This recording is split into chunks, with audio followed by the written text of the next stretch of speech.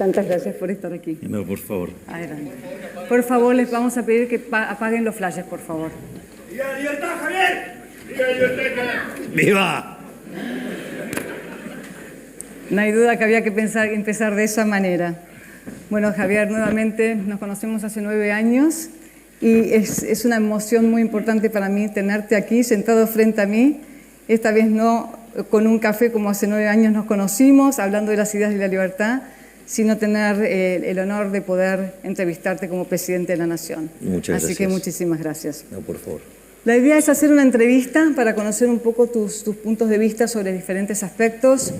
Y la primera pregunta que se me viene a la mente es, para todos los argentinos tu elección ha sido algo sumamente sorprendente, sobre todo porque estamos en una Argentina que venía de décadas de colectivismo y de pronto aparece Javier Milei y la gente lo vota y los vota por una diferencia muy importante.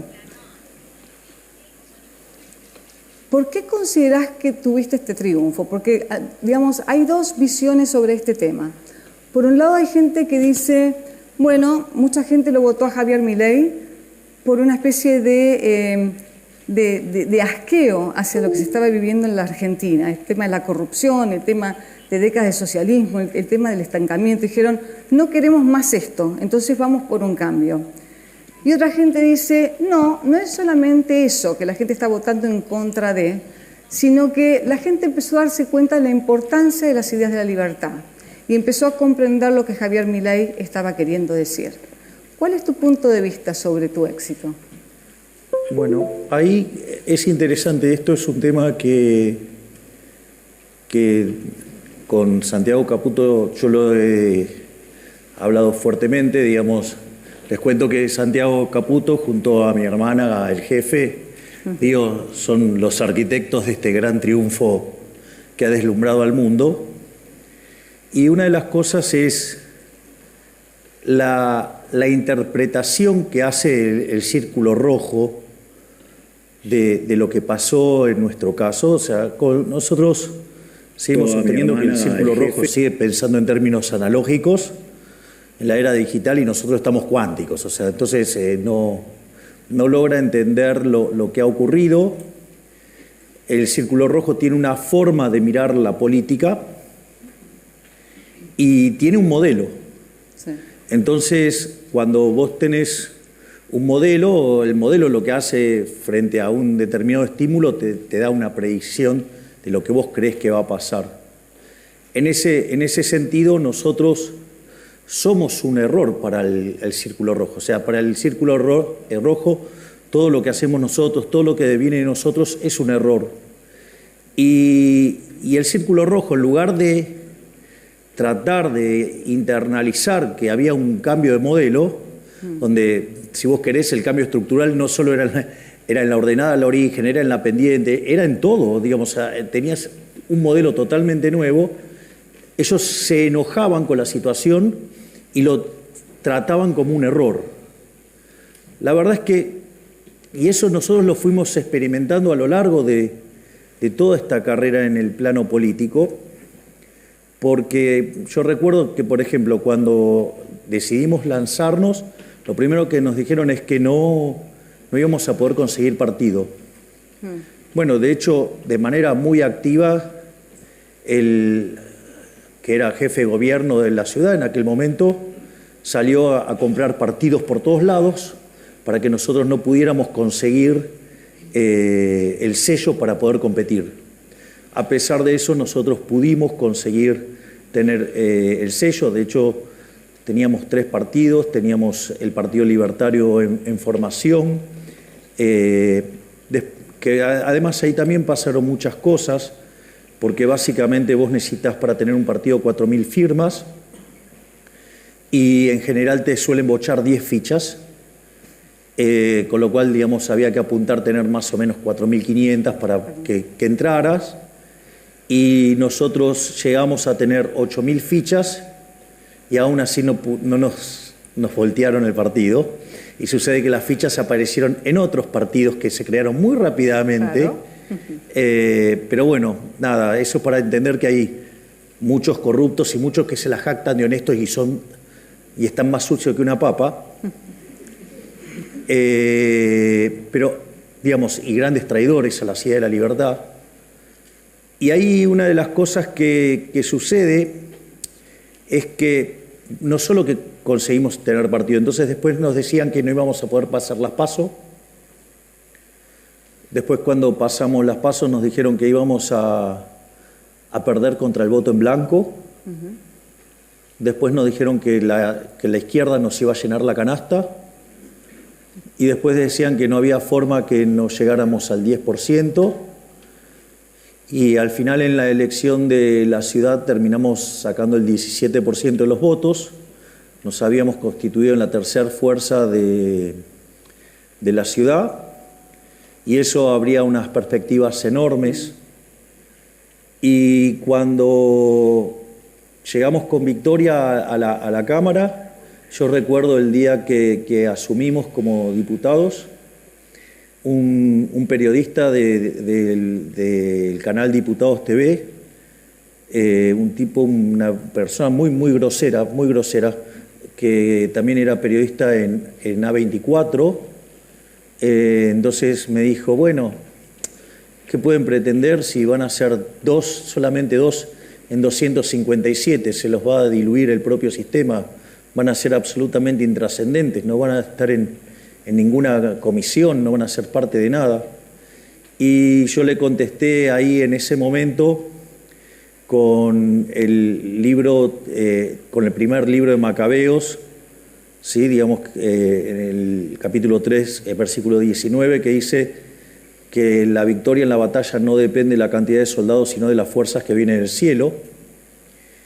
Y cuando llegó el momento de cobrar la primer dieta, en una genialidad de mi hermana, que dijo, vamos a sortearla, hicimos el sorteo, se habían anotado más de 1 millón de personas, y decidimos hacer ese sorteo en Mar del Plata, que lo hicimos en la escalera esa que está frente al Costa Galana, y en ese evento se estima que juntamos entre 10.000 y 15.000 personas, y ahí nos dimos cuenta que estábamos para otra cosa y decidimos embarcarnos en esta idea de ir por la carrera de la presidencia, y vaya que las fuerzas del cielo mostraron tener fuerza, porque le ganamos a las dos estructuras más grandes de la Argentina, con más de 70 años, digamos, cada una de ellas, y hemos logrado esto tan increíble de que tengamos el primer presidente liberal libertario de la historia de la humanidad, y eso, digamos, a mí me llena de orgullo. ¿Ese fue el momento que dijiste, tenemos una chance de ganar? Sí, ahí nos dimos cuenta que había una chance, porque habíamos estado en la etapa de muchísimos periódicos en más de 30 países del mundo, y evidentemente algo se había despertado ahí, y efectivamente, como nosotros arrancamos en la campaña electoral, habíamos dicho que nosotros no veníamos acá a guiar corderos, sino que veníamos a despertar leones, y efectivamente teníamos la sensación de que esto estaba ocurriendo, y sin embargo, a pesar de eso, el Círculo Rojo siguió subestimándonos, siguió diciendo que éramos un error. Digamos, la forma de decir que éramos un error era, bueno, solamente representa gente enojada. Y eso es falso, porque en realidad lo que pasa es que ellos no pueden cambiar el modelo, entonces, y siguen enojados con eso. Y eso, por ejemplo, en algunos periodistas se nota de manera grosera. Creo que el caso más violento y más agresivo de todos, por ejemplo, es el caso de Joaquín Morales Solá, profundamente ofuscado en un programa diciendo, pero Milei tiene que entender que él tiene que los periodistas somos el nexo con la sociedad, él no puede estar hablándole por Twitter a la sociedad. ¿Cómo? Te están censurando, Javier. Claro, digo, entonces, bueno, el periodismo es muy violento, agrede mucho, y después cuando uno le contesta, después entonces, o sea, se victimizan. y lloran censura. Pero bueno, los entiendo porque son parte del círculo rojo que perdió y entonces como no entienden, agreden y pretenden que nadie les conteste. O sea, es una cosa de violencia asimétrica y creen que tienen eso. Pero ahí lo más interesante es que hay algunos indicadores muy interesantes de por qué esto no era una cuestión de simple enojo. Porque esto, por ejemplo, lo señaló varias veces nuestro máximo prócer de la libertad, el doctor Alberto Venegas Lynch, hijo, donde dice, cuando uno iba a las distintas... Nosotros a los actos los llamamos recitales y tienen la lógica de un recital. Digo, será porque, digamos, de chico me hubiera gustado ser como Mick Jagger. Entonces, en ese contexto, una de las cosas que señaló Alberto fue que, a diferencia de otros momentos, la gente estaba muy formada y una de las cosas que vos te encontrabas es que iba gente con libros, había stands de libros que, digamos, ahí, digamos, jugaba un rol fundamental lo que ha hecho Rodolfo Distel y Patricia, su mujer, digamos, también ir a todos los lugares y proveer de libros. Sí. Entonces, se estaba subestimando violentamente y porque tampoco entendieron cómo transcurre la comunicación. Hoy, digamos, la gente no se comunica esencialmente por televisión, ya sea de aire o de cable, digamos, que están más los canales de política. Hoy la gente, en su gran mayoría, se informa vía las redes sociales. Entonces, digamos, que dinosaurios se enojen de cómo yo me comunico con la gente es porque no entienden la comunicación. O sea, yo no tengo la culpa que no lo entiendan. Y en ese sentido, también es muy importante destacar el rol que han tenido los jóvenes. Porque es cierto que esto al inicio arrancó como un movimiento de jóvenes. Y en ese movimiento, digo, ¿por qué, digamos, esto tiene sentido? Porque vos lo mencionaste muy bien recién, María. O sea, Argentina estaba recontrapodrida de colectivismo, le sale colectivismo por todos lados. Y entonces, naturalmente, la rebelión tenía que ser liberal.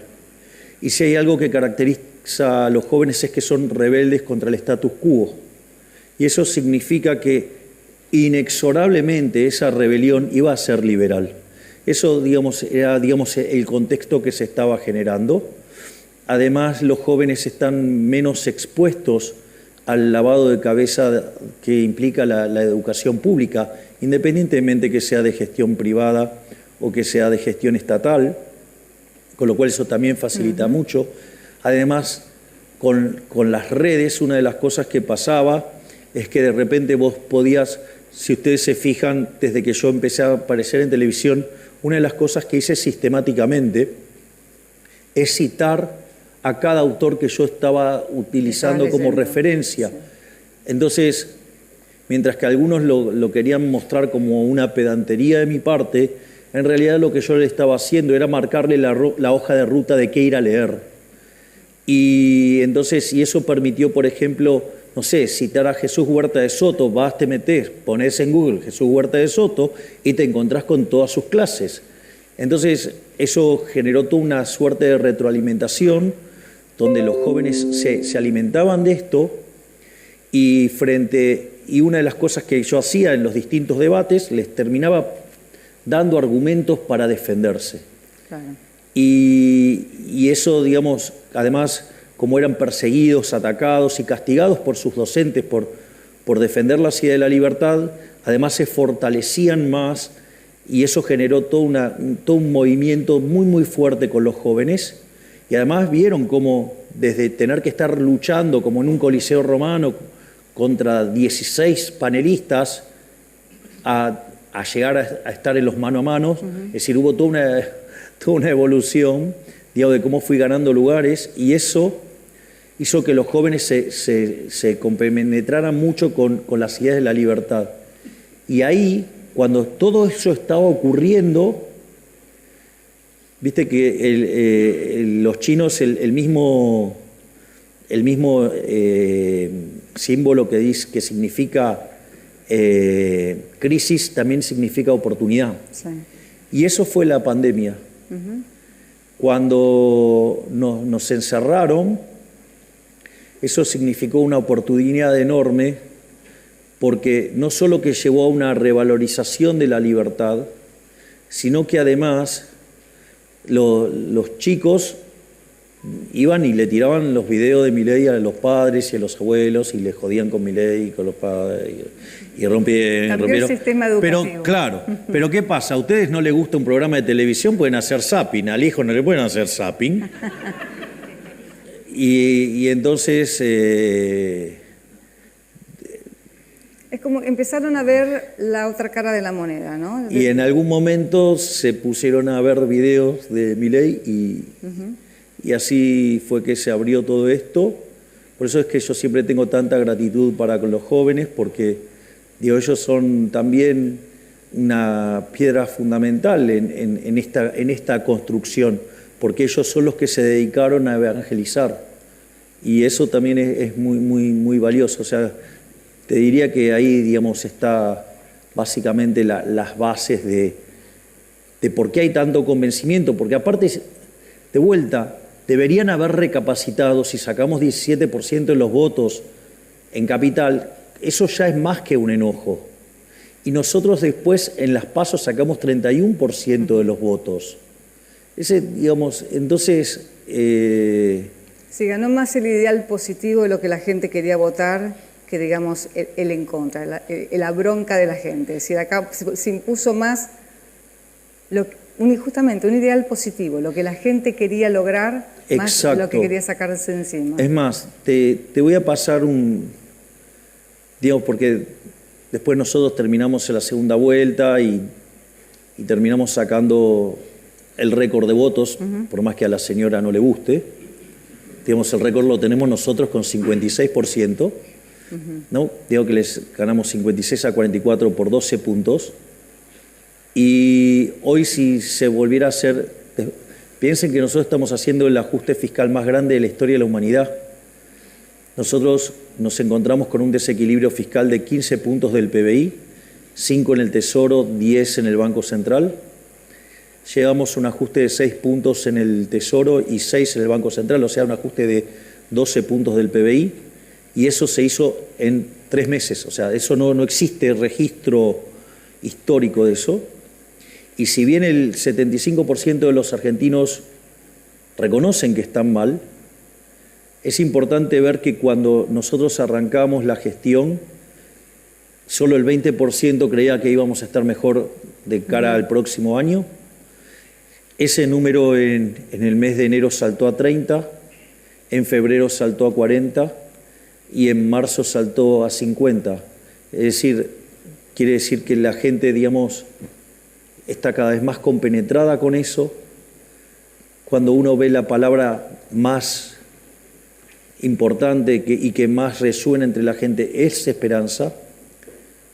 Hoy tengo la misma imagen de que cuando asumí, digamos que es siempre el momento de mejor imagen que tiene un político, y si hoy fuera el balotaje ganaríamos 58 a 42, es decir, hoy ya sacaríamos 16 puntos de diferencia, y si uno toma los votos en primera vuelta estaríamos en 48, y quien nos seguiría después es Cristina con 20, con lo cual ganaríamos además en primera vuelta.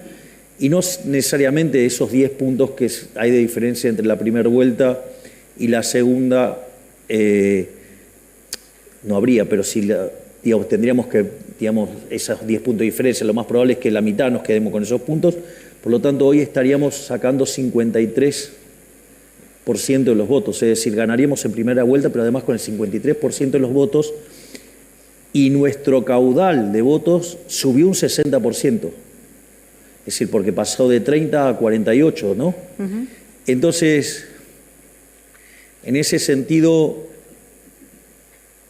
a veces es como que es bastante agresivo lo que hacen los medios de seguir tratándonos como un error o como gente enojada.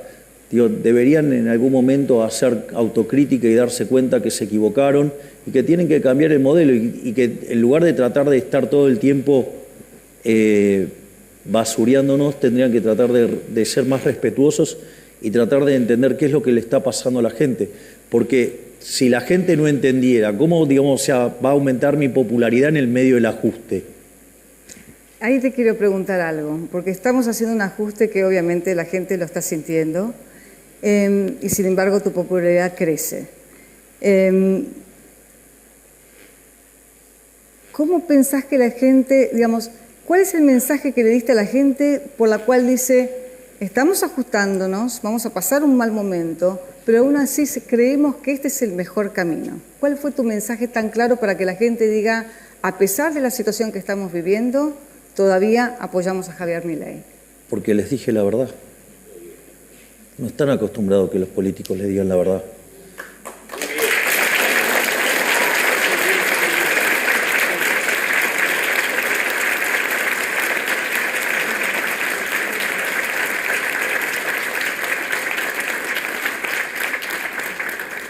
Si hay un defecto marcado que tengo es que digo lo que pienso y peor todavía, hago lo que digo. Entonces, es todo lo contrario al resto de los políticos. Claro. Entonces, ¿qué es lo que pasa? Nosotros habíamos hecho campaña diciendo que íbamos a ajustar. Es decir, y ganamos diciendo que íbamos a ajustar. Entonces, cuando yo tuve las primeras reuniones con el fondo, decía, bueno, está bien, esto lo dice en campaña. Después es, bueno, esto lo hice antes de asumir. Y cuando asumimos, nosotros en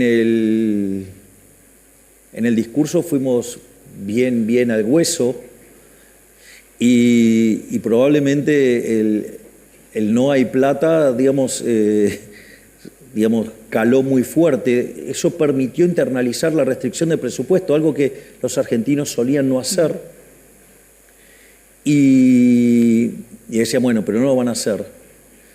Y al final nosotros pensábamos alcanzar el equilibrio financiero a lo largo del 2024 y lo logramos en el primer mes.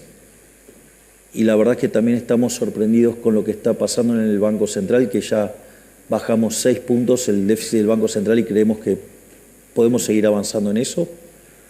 Hoy básicamente el tipo de cambio paralelo está igual que el oficial. No solo eso, sino que además el riesgo país perforó los 1.300 puntos, viniendo desde 2.900. Los bonos pasaron de $18 a $54. Las acciones de Argentina volaron literalmente.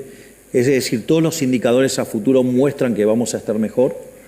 No solo eso, sino que además lo que tenemos es que los indicadores de actividad en lo que tiene que ver con el campo, lo que tiene que ver con oil and gas, o sea, con petróleo y gas, y lo que tiene que ver con minería, están dando muy fuertes, y al mismo tiempo la tasa de inflación también está cayendo más fuerte, está cayendo mucho más fuerte que lo que cayó durante la convertibilidad.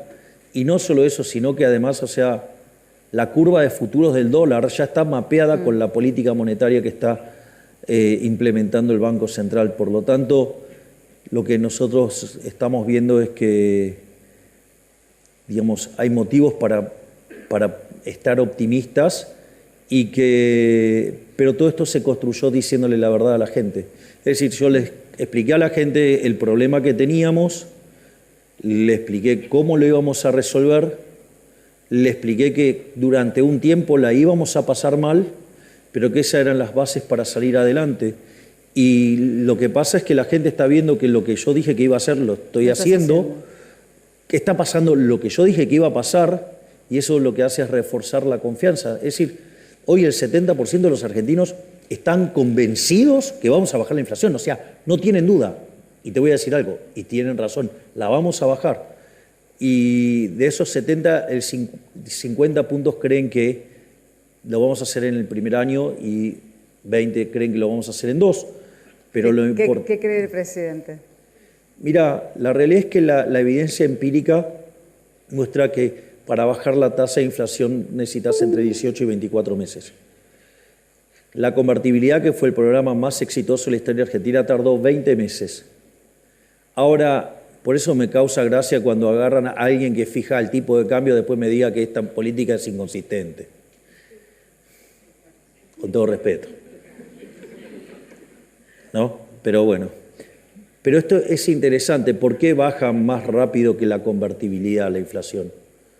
Porque la convertibilidad del dinero era endógeno. Entonces, cuando la gente quería demandar dinero, te vendía dólares al Banco Central. Entonces, la cantidad de dinero se expandía con la demanda. Entonces, vos tenías siempre mapeado el mercado monetario y entonces tardaste que se terminen de corregir todas las distorsiones de precios relativos de las dos hiperas anteriores y eso, digamos, demandó que tardaras 20 meses en tener la inflación más baja del mundo. Nosotros directamente fuimos por un mecanismo mucho más fuerte, que es haber fijado directamente la cantidad de dinero. Nosotros la base monetaria está fija, a pesar de que compramos 12.000 millones de dólares, digo, pequeño dato, ¿no? Porque nos dejaron 11.500 negativos, o sea que pasamos a terreno positivo. No solo eso, sino que además tenemos que emitir por los puts que dejó el otro gobierno para controlar el tipo de cambio artificialmente, o la remuneración de los pasivos remunerados, pero comprimimos tanto por BOPREAL y por resultado fiscal que la base monetaria no varía. Entonces, la recomposición de la demanda de dinero no tiene contrapartida de expansión de la base. Y eso hace que entonces tengas que ir contra bienes. Y eso te desacelera aún más fuerte la caída de la inflación. Y eso se vio muy claro, como el dólar es un indicador anticipado, digamos, porque es un indicador financiero, lo viste caer de 1.350 a 9.85 esta semana. Entonces, quiere decir que en algún momento la tasa de inflación va a colapsar. No sabemos cuándo, pero sabemos que va a colapsar. Y en ese sentido estamos muy, muy optimistas. Pero también ahí veo que los economistas no pueden salir de su formato convencional y no pueden pensar distinto a lo que han pensado en los últimos 70 años, 80, 100, no sé. Déjame hacerte una pregunta sobre los desafíos que se te presentan, que no son pocos ni van a ser pocos. Básicamente porque tenemos una Argentina que nunca ha conocido, digamos, una vida sin controles paternalistas, ¿no? No ha conocido una vida sin un gobierno que dé planes sociales, que dé subsidios, y de alguna manera también tenemos una educación que no ha preparado a la gente joven o a la gente, digamos, a todos nosotros, a confiar en nuestra cabeza, en confiar en nuestra mente, en confiar en que podemos ser arquitectos de nuestro propio futuro y ganarnos la vida por nuestro propio esfuerzo. Entonces se me ocurre que tenés muchísima gente cuando venís a decirles vamos a cortar con los gastos fiscales, vamos de a poco a tratar de ir sacando los planes sociales para que la gente se arme a sí misma y que pueda trabajar y pagar su propia vida, su propia comida. Me imagino que tenés bastante gente asustada con esto y que de alguna manera te va a hacer la contra. ¿Cómo manejas esto y cómo logramos convencer a esa gente que la manera de vivir es vivir a través del propio esfuerzo y que no hay nada de digno en vivir justamente de prestado, de impuestos de otras personas que sí trabajan para poder hacerles posible la vida a ellos? Si me permitís, voy a contestar en dos dimensiones distintas. ¿Cómo no? Obvio que la más divertida es esta última. Pero, digamos, dado el lugar que ocupo, no es trivial omitir la otra. Primero, o sea, digamos, me voy a poner en los zapatos que ocupo, que es el del decision maker, ¿no? Digo, el tipo que está tomando decisiones. Cuando vos perseguís un objetivo, es decir, acá lo más importante es que vos tengas claro a dónde querés ir. Hay un dicho, yo te contaba, que dice, el que no sabe lo que busca no entiende lo que encuentra. O sea, lo más importante es que vos tengas definido a dónde querés ir. Eso es lo más importante. Digo, ¿por qué? Porque porque la vida no es un movimiento rectilíneo uniforme y condiciones normales de presión y temperatura. Eso no existe. Eso es solamente, digamos, supuesto para poder resolver modelos más fáciles. La vida real tiene un montón de escollos, pero lo importante es que si vos sabés a dónde querés ir, no te importan los escollos, los vas a sobrepasar de alguna manera. O sea, si a mí se me cruza una piedra en el camino, o la salto, o la esquivo, o directamente la rompo con la motosierra. En ese sentido, lo más importante de todo esto es la convicción. Es decir, yo de hecho en la campaña enfaticé mucho esto, digo, yo decía, yo sé lo que hay que hacer, sé cómo hay que hacerlo, pero sobre todas las cosas tengo la convicción. Lo más importante es la convicción, que vos estés convencido de lo que querés hacer. Y eso es un elemento, te diría, determinante. Y entonces no hay nada que te frene, no hay nada. Digamos, a mí no me importa, digamos, lo que haga el Senado, lo que haga la Cámara de Diputados. O sea, nosotros hoy gobernamos no con una política que no acompañe, nosotros gobernamos con una política que pone palos en la rueda. Y a pesar de todo eso lo estamos logrando, porque las ideas de la libertad son más fuertes que la maldita casta política, y por eso no nos pueden parar.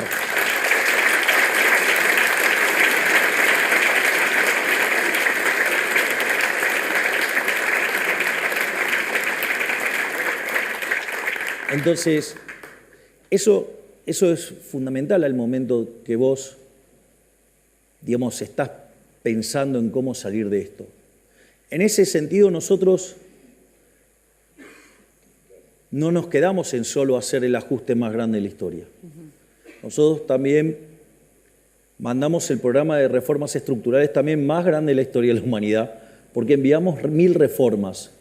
1/3 de las mismas fueron por el decreto de necesidad de urgencia y 2/3 fueron en la ley bases.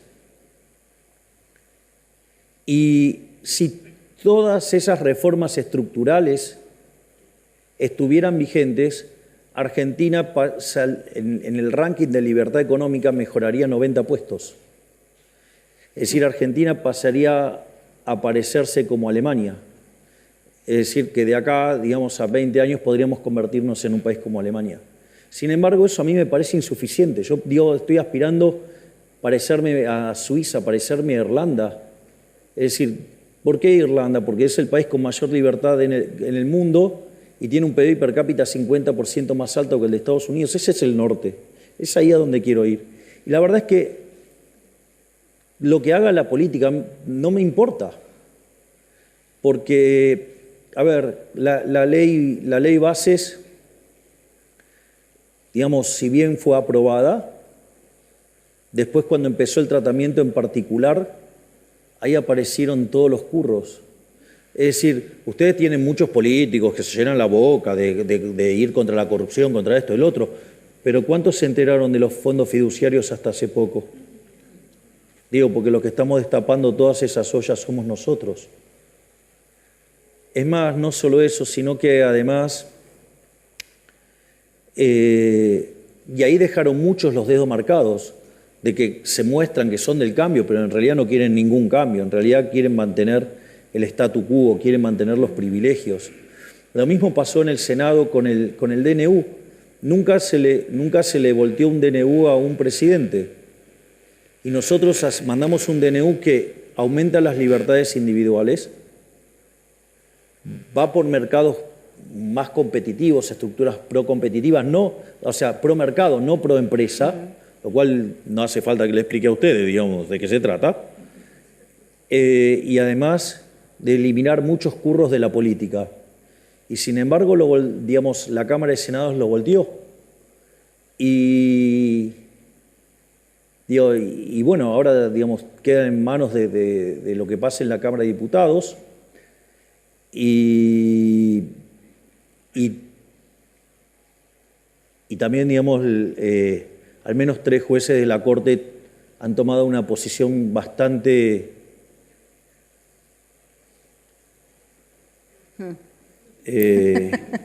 poco amigable, por decirlo de alguna manera, con el DNU.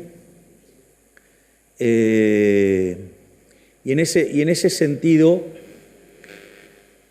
lo más interesante es el rol del principio de revelación.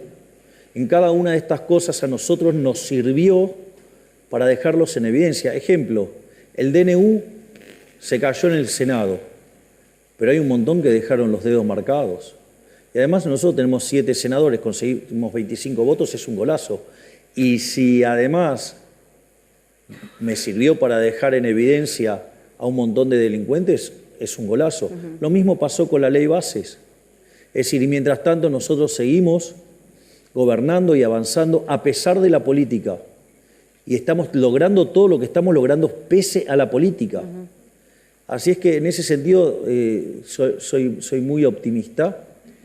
Y obviamente que todo esto, y es ahora digamos, la otra parte, que es la que probablemente es la más interesante, nosotros cuando estamos gobernando pensamos en 3 dimensiones.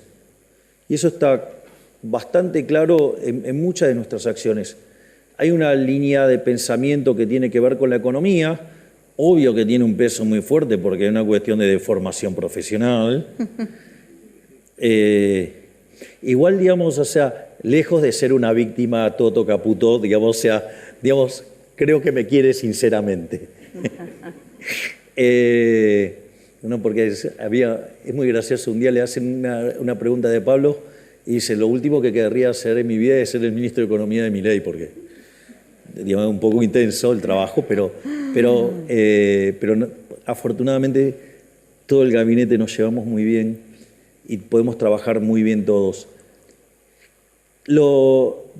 Entonces hay una línea que tiene que ver con la economía, hay una línea que tiene que ver con la política y hay una línea que tiene que ver con la batalla cultural.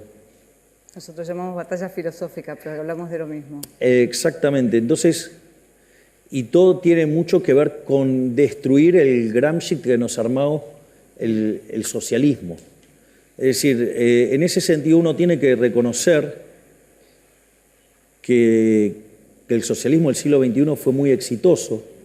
Después de la caída del muro, frente a tanta evidencia abrumadora del fracaso socialista, ellos se agruparon en lo que se llamó el Foro de San Pablo y ellos construyeron una estrategia, básicamente se apalancaron fuertemente sobre las ideas de Gramsci y se metieron en los medios de comunicación, se metieron en la educación y además cooptaron la cultura y a partir de ahí empezaron a impregnar las ideas socialistas.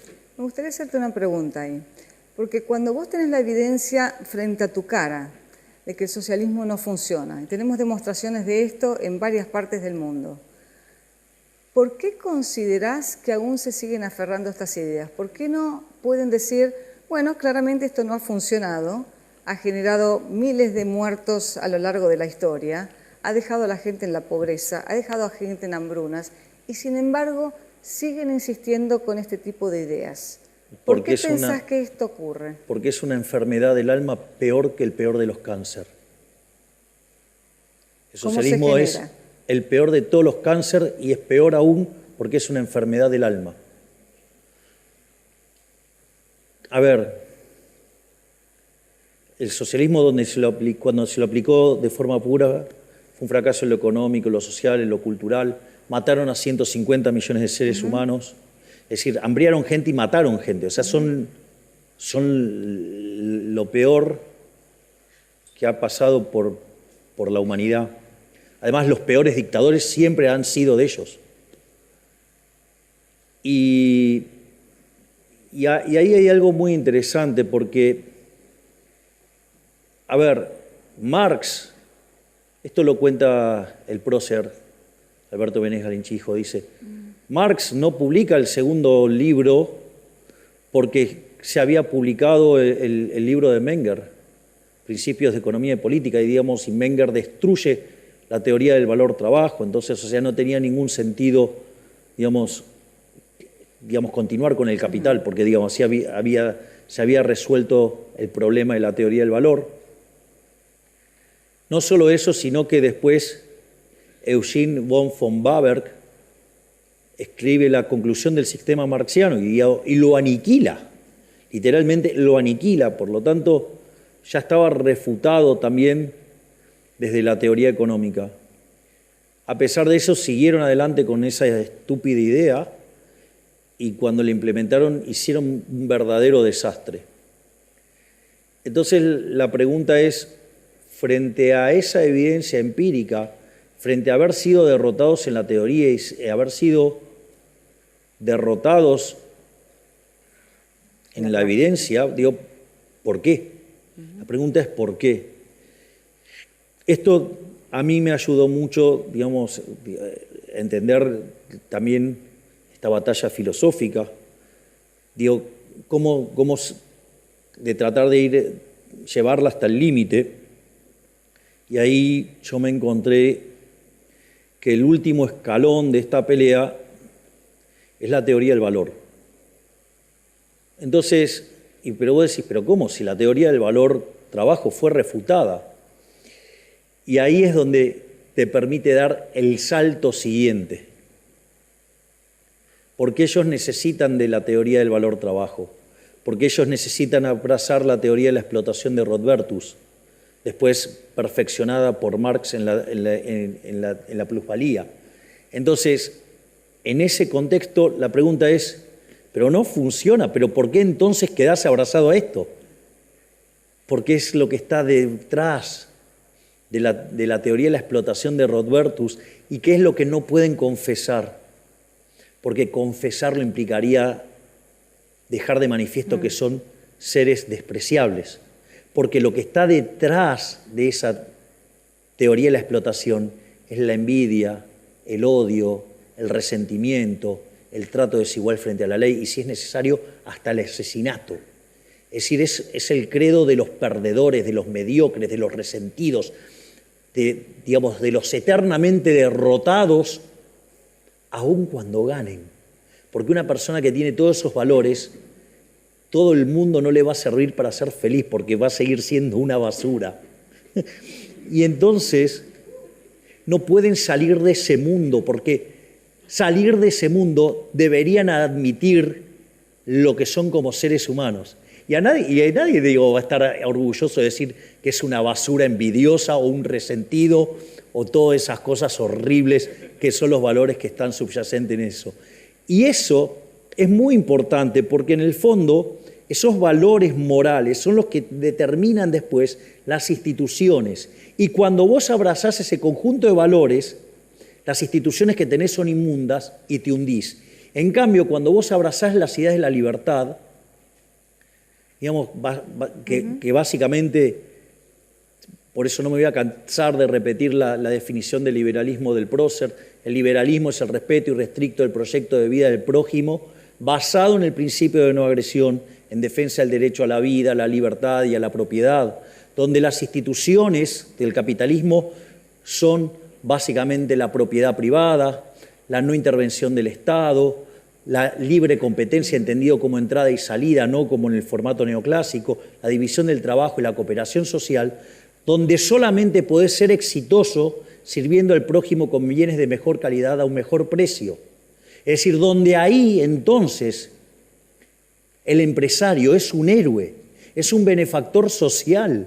Es decir, porque lo único que hace es traerte prosperidad y mejora en tu calidad de vida. Y donde, digamos, o lo remataría como, digamos, la fórmula del éxito, como dice Miguel Ancho Basto, ¿no? Dice que es capitalismo, ahorro y trabajo duro. Bueno, es eso.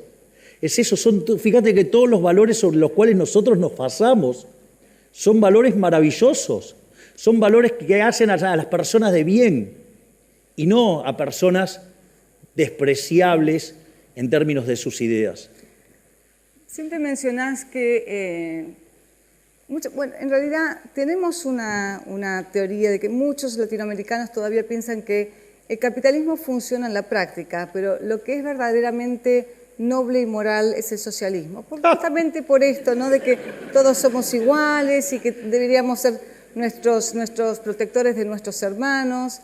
¿Qué dirías del argumento que dice que en realidad el capitalismo es el mejor sistema porque es el único sistema que respeta la naturaleza del ser humano, que deja al hombre libre para perseguir su propia felicidad y para perseguir sus propios valores?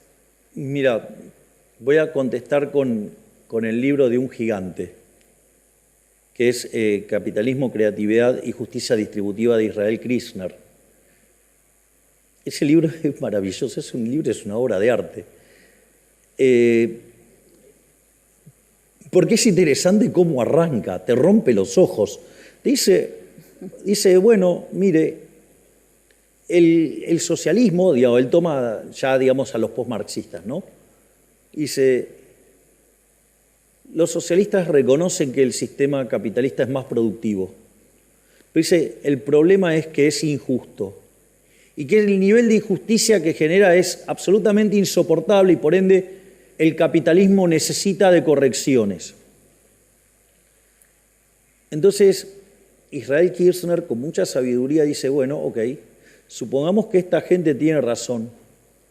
Si efectivamente tiene razón, no hay motivos para defender el capitalismo. Porque si verdaderamente está construido sobre una base injusta, no merece ser defendido. Básicamente lo que hace Israel Kirzner, él pivotea con dos ideas y las conjuga, que es la idea del principio de apropiación de Locke, digo, que el que lo descubre es el dueño, y la otra premisa con la que trabaja es la idea de Hayek del mercado como proceso de descubrimiento y que por lo tanto no existe tal cosa como una torta que haya que distribuir, sino que si existiera una torta es una torta que se va descubriendo. Por lo tanto, si el mercado es un proceso de descubrimiento y aplicando el principio de apropiación de Locke, el que lo descubre se lo queda, sin lugar a dudas, el sistema capitalista no solo es más eficiente, sino que es el único sistema que es justo.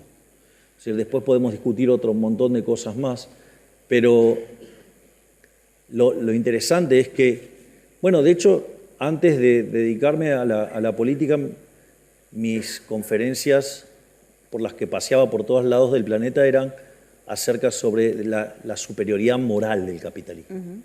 Es decir, que ya no era una cuestión solamente de lo productivo, iba justamente a los huesos finales, porque ellos se arrogan un altruismo que no tienen. Entonces hay que ir y hay que romper ahí. Y bueno, eso es lo que yo hacía antes de meterme en política. Javier, en tu discurso de Davos mencionaste mucho el tema del colectivismo, que es una palabra que hasta ahora, por lo menos en Argentina y también supongo que en América Latina, era muy poco mencionada y mucho menos contrastada con el individualismo. Pero sin embargo es una palabra que todavía resuena en nuestra sociedad y la gente considera que, bueno, uno debe vivir para el colectivo, uno debe vivir para el bien común, uno debe vivir para la justicia social. ¿Cómo hacemos para cambiar esta visión digamos, este abrazo que la gente le hace al colectivismo como si fuera algo superior y volvemos a la base de el individuo, como diría Ayn Rand, es el individuo la minoría más pequeña del universo? ¿Cómo ves esta lucha? Porque hablas mucho en contra del colectivismo. Yo creo que si se trata de una enfermedad del alma, no importa cuánta evidencia empírica le aportes, porque no van a cambiar.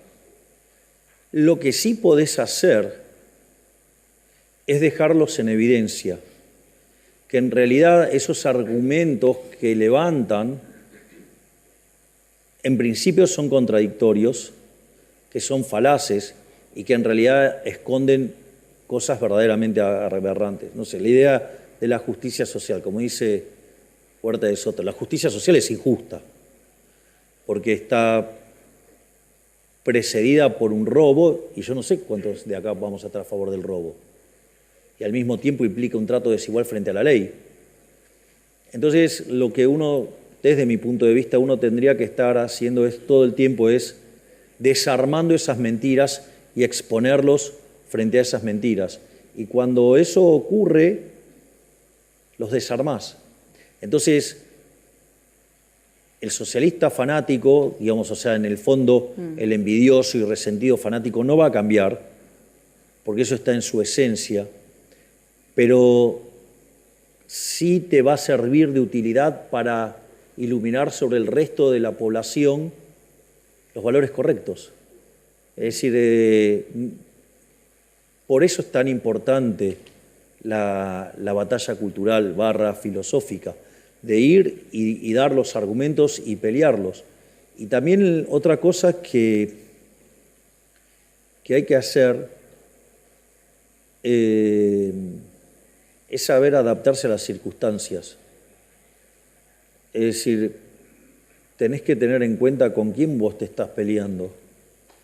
Digo, porque a mí, digamos, me han vivido persiguiendo, hostigando, maltratando y fastidiando por el tema de las formas. Ahora, parece que, digamos, cuando leen la literatura o no la entienden o la entienden de pedazos o se hacen los tontos con la parte que no les gusta. Digo, porque, digamos, cuando la paradoja de Popper es la paradoja de la intolerancia, es decir, vos no podés ser tolerante con el intolerante. Es decir, vos no vas a ser tolerante con el tipo que te puso una pistola en la cabeza y te la va a volar de un tiro. Digo, es una posición bastante estúpida. Y yo me recuerdo, cuando yo, digamos, iba a Intratables, o sea, eran 15 contra 1. Y además los kirchneristas tienen el hábito de hablarte encima cuando vos hablas. Y lo hacían 4 a la vez. Entonces, si no gritabas, no te imponías.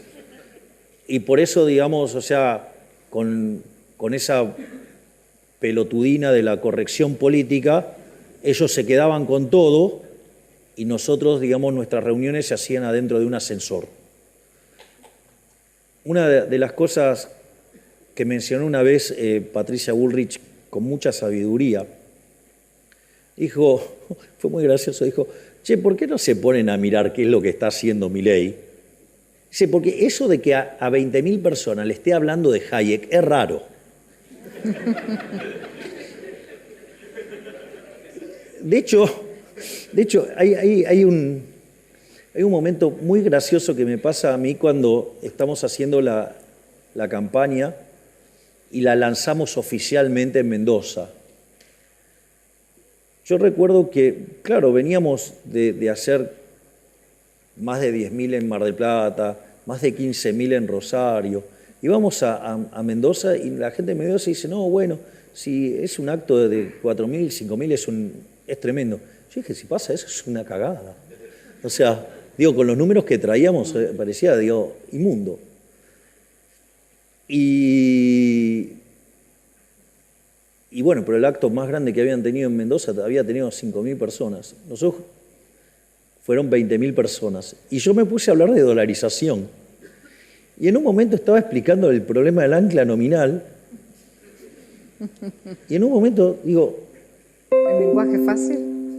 En lo mejor que me pudo salir. Y entonces en un momento dije, ¿en qué momento pasó esto de que le estoy hablando del ancla nominal a 20.000 personas? Es decir, era una cosa rara. Pero bueno, afortunadamente pasó. Yo lo llamo error tipo 2 en mi caso. Hice todo mal y me salió bien. Así que bueno.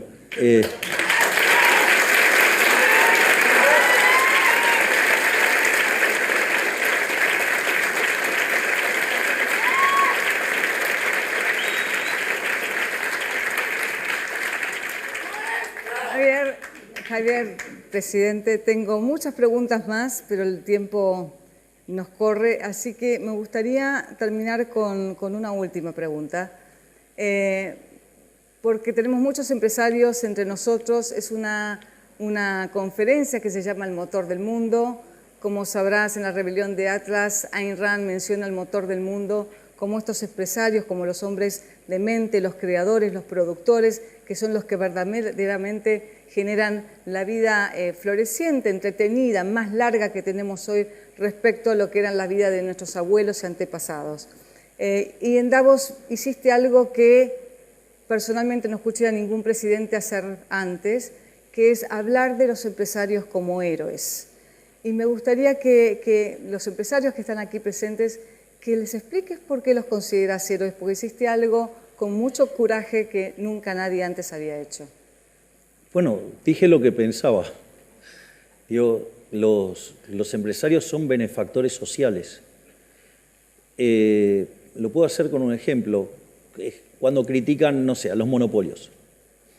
Y yo digo, como dice Mises, no te tenés que enojar con el único empresario que quedó. Enojate con los que no están si vos querés, pero no justo con el que está. Entonces, yo siempre hago el caso, suponete que tengo 10 empresarios ofreciendo teléfonos celulares y aparece uno que vende un celular de mejor calidad a un mejor precio. Obviamente que los 9 restantes van a ir a la quiebra, pero ese que quedó te está mejorando tu calidad de vida. Ese tipo genera puestos de trabajo, te genera un bien de mejor calidad, un mejor precio, te permite ahorrar plata y te permite gastar en otras cosas. Es un benefactor social, él, te está mejorando tu vida. Es decir, aparte es la idea de la mano invisible, hasta podría odiarte, pero primero te tiene que tratar bien porque te tiene que vender su producto y segundo, además te arregla y te mejora tu vida. Entonces, en ese sentido, el empresario es un benefactor social, es un creador de riqueza, es el que, la teoría de la relatividad no la escribió un burócrata. Es decir, el celular, no lo inventó un burócrata, la lamparita no la inventó un burócrata. Yo siempre digo el tema de, por ejemplo, no sé, el día que Edison inventó la lamparita, y sí, los fabricantes de vela estaban recontra calientes, pero hoy, gracias a Edison, miren lo bien que estamos, ¿no? Entonces, y ese mundo lo han creado los empresarios, y hay algo más interesante, y es un mensaje que probablemente me guste más dar todavía. Si yo, quisiera hacer una representación estilizada de lo que es un empresario, el empresario podría decir que es alguien que compra barato y vende caro, ¿sí? Y resuelve todos los problemas que hay en el medio de esa operatoria, pero compra barato y vende caro, ¿no? Entonces, cuanto mejor hace esto, mejor le va. ¿Hasta ahí vamos?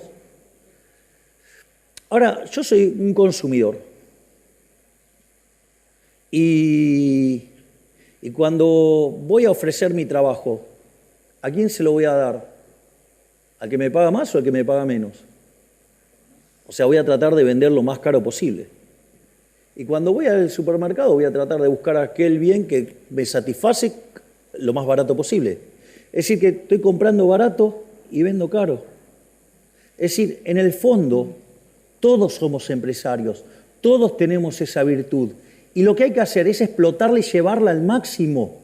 Hay que llevar eso al máximo. Y lo que tenemos que entender es que no necesitamos de nadie para hacer eso. Eso está en nuestro propio ADN. Nosotros podemos mejorar el mundo y modificarlo solos, sin la ayuda de ningún burócrata, que se cree, importante.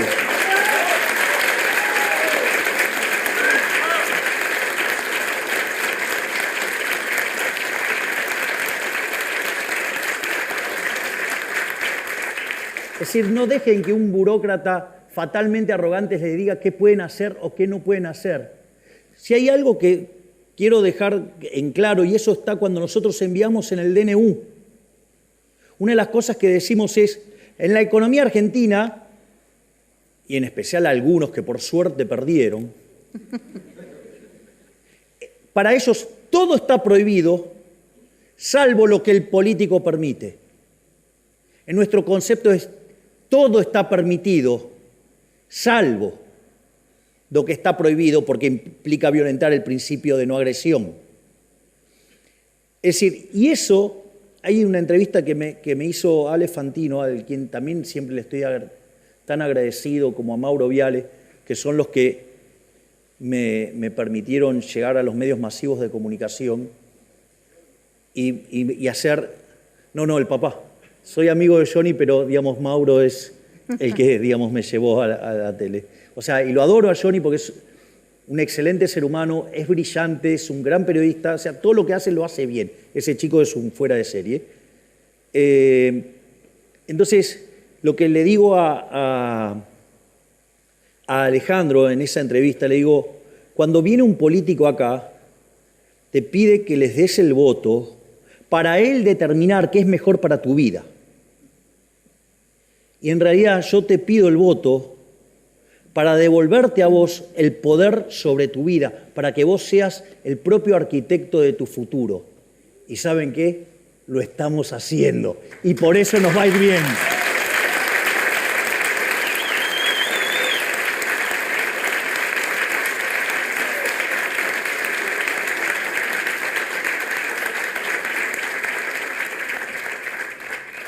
Muchas gracias, presidente. Y nos gustaría concluir esta ¿Conmigo entrevista. libertad, carajo? Todavía no. Te lo dejo para el final. Ah, bueno. Me gustaría concluir esta entrevista con algo que queremos regalarte en el día de hoy. Leíste La Rebelión de Atlas. Sabés que justamente La Rebelión de Atlas trata de los hombres emprendedores, los hombres de mente, los creativos, frente a los saqueadores. Pero en La Rebelión de Atlas, como están en un contexto bastante parecido al que está Argentina o al que estamos tratando de salir de Argentina, es un Atlas que carga con este mundo que cada vez se hace más pesado, que se hace más terrible, que castiga este Atlas. Y tenemos ganas de decirle al Atlas, soltá el mundo y viví tu propia vida, ¿no? Pero eso es un poco el Atlas que nos imaginamos. Y que son los empresarios y lo que vienen sufriendo en Argentina y en Latinoamérica, este castigo permanente de gobiernos que se entrometen en su vida y de la misma sociedad que a veces los ve como explotadores y los vilifican. Y en el día de hoy quisimos hacer algo diferente. Mi escultor preferido está aquí presente y enseguida le voy a pedir que nos acompañe en el escenario, que es el escultor guatemalteco Walter Peter. Y Walter se imaginó un Atlas diferente, que es un Atlas no ya que carga el mundo como algo pesado, sino que sostiene el mundo como un triunfo. Es un Atlas no castigado, sino que es un Atlas liberado de las cadenas, que puede producir, que puede crear y que puede, por su propio beneficio, por su propio interés, crear lo que quiere, pero al mismo tiempo ayudar a la gente que quiere y a su sociedad y al país con justamente esta posibilidad de producir. ¿Puedo hacer una reflexión? Por supuesto. Si bien lo estamos haciendo nacer ahora, no tengan dudas que a partir del 11 de diciembre del 2025 lo van a ver a pura luz.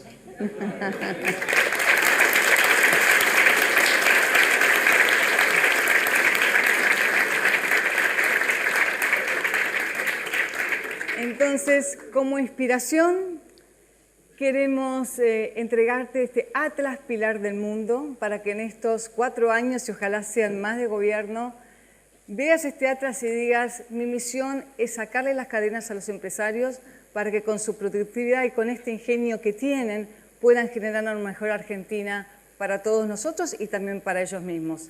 Así que voy a pedir a Walter Peter, por favor, si nos acompaña al escenario. ¿Les puedo comentar algo? Le Sí, voy por spoileando supuesto. cosas. Nosotros hemos pasado, Walter, igual.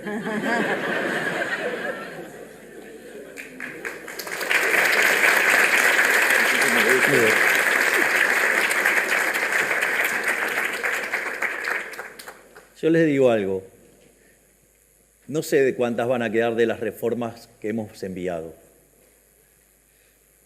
Pero lo que sí les puedo asegurar que si las cosas siguen como siguen, vamos a hacer una gran elección en el 2025 y no solo que vamos a mandar las reformas que quedaron pendientes en el medio, sino que además vamos a mandar las 3.000 que tenemos pendientes. O sea, con lo cual lo vamos a hacer brillar a este Atlas como nunca. Y te voy a decir algo, lo voy a poner en mi mesa del despacho en Casa Rosada, en el centro.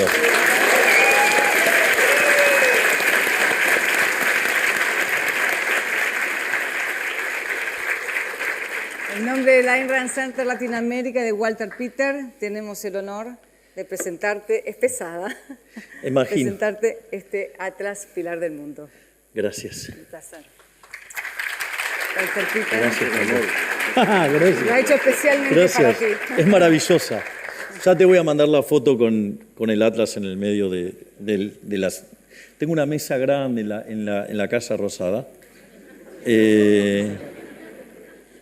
Y también tengo el sillón de Rivadavia y esas cosas, pero no las uso. Es decir, solo me saqué la foto en el sillón. Trabajo en otro lado. No sé, como estuvieron todos los otros presidentes sentados ahí, es como que me da cosa.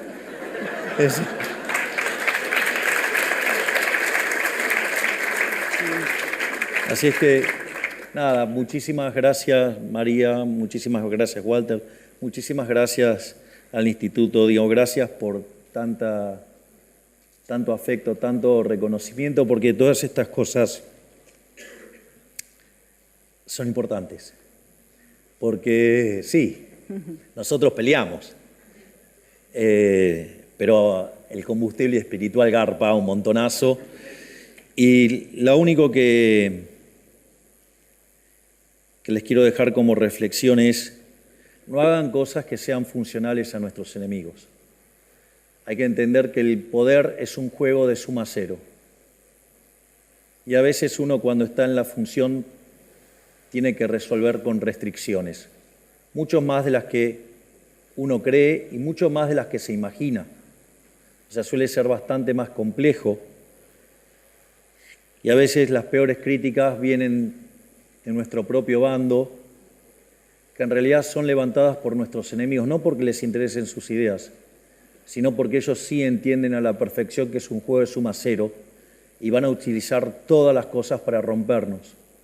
Una de las características esenciales con las que hacía política ese ser nefasto que es Horacio Rodríguez Larreta, que hoy la gente se dio cuenta y es el político con peor imagen de la Argentina, era: te buscaba amigos y te los hacía pasar al bando de él, con vaya a saber qué herramientas para convencerlo tan fuerte tenía, y esas personas venían y te pegaban, que era la mejor forma de destruir.